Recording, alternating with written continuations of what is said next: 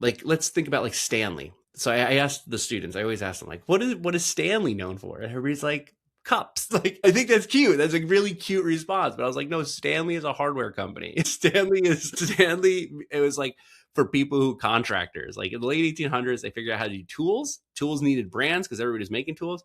And Stanley was one of the earliest companies to come up with the idea of like, well, it isn't just a tool, it's a Stanley tool. And it wasn't until I think 1918 or like the early 1900s when they're like, oh, cups. And it wasn't even the cups, the tumbler we have today. It was for workers. It was Stanley thermoses, so their competition was thermos, so they had to figure out how Stanley would be separate. But then I asked questions about like, all right, what parts of a brand are recognizable? So I would show like Lionel Messi's leg, like just the tattoo. And he's recognizable for that. Lionel Messi, of course, is a Stanley partner.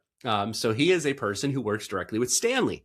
So now we're talking about something that's like a 140-year-old company working with this soccer player. I'm going to say soccer was in the U.S. This soccer player that is extremely famous. And the two of them are two specific identities that are collaborating. And they're doing it because they're so aware of their brand identity, their name, their image, and their likeness, that they're not afraid of doing that type of sponsorship deal.